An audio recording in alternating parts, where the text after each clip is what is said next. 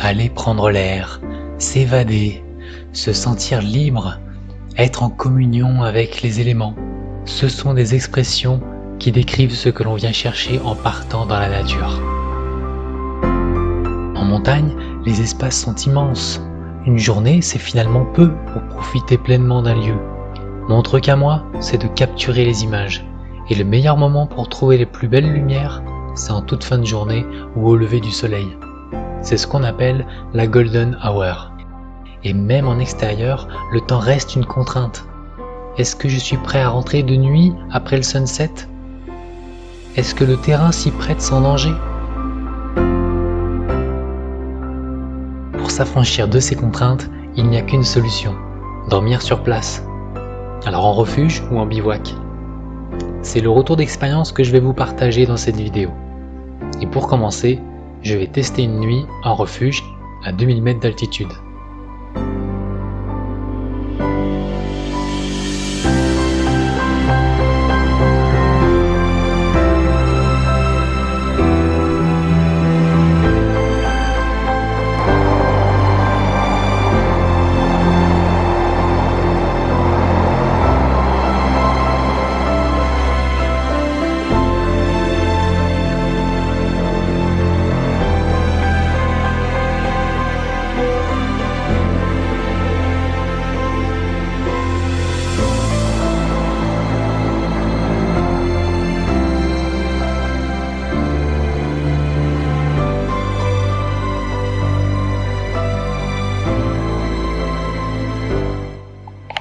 Et donc nous sommes arrivés au lac Noir, le premier lac qui mène au plateau, et nous arrivons bientôt au refuge des 7 lots.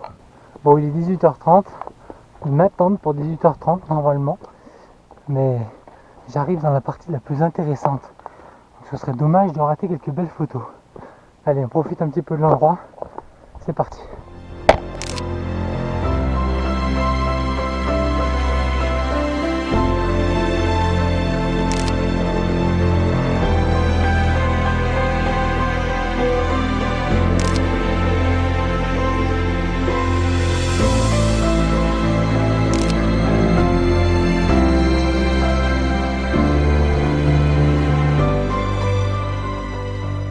J'arrive juste à l'heure au refuge, enfin presque.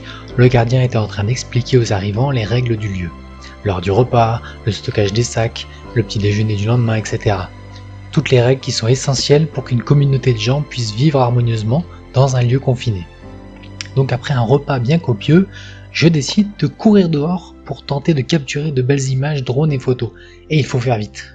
Oui, parce que le repas s'est déroulé exactement à l'heure où je pensais faire mes plus belles images. Pour les images aériennes, je préfère avant le coucher de soleil, la lumière est un peu plus contrastée au sol et la saturation des couleurs est meilleure. Ensuite, je peux faire plus tranquillement mes photos du sunset avec mon boîtier réflexe. Après, c'est trop tard, quand je vous dis que le temps nous file toujours entre les doigts.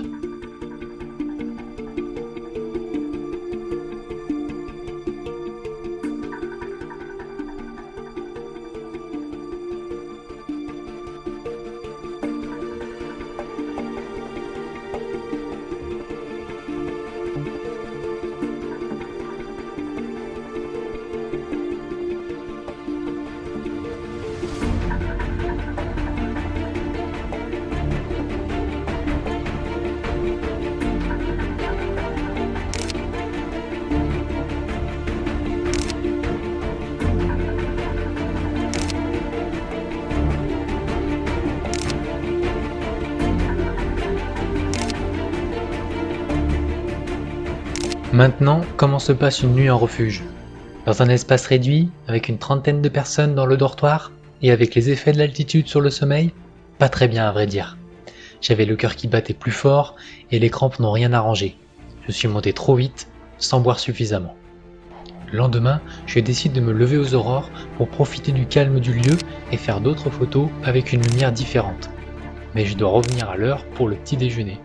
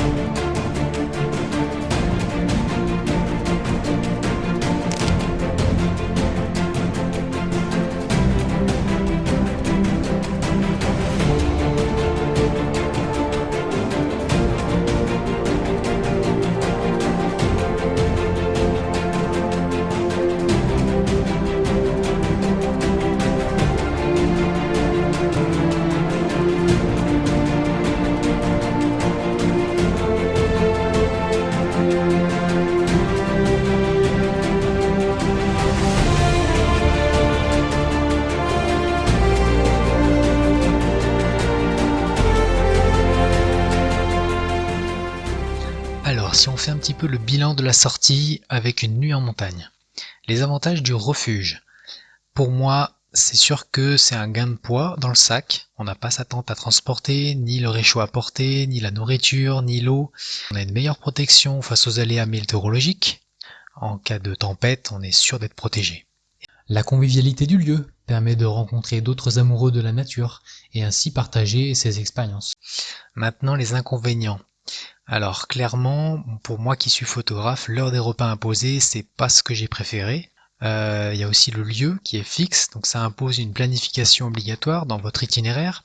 Vous devez réserver à l'avance ce refuge-là et être sûr d'arriver à la bonne heure.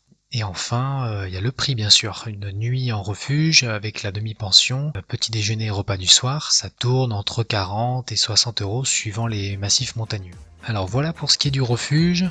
Je vais dans une prochaine vidéo vous montrer comment j'ai testé le bivouac et les avantages et les inconvénients aussi, et on pourra comparer avec le refuge. A bientôt dans la prochaine vidéo. Salut à tous.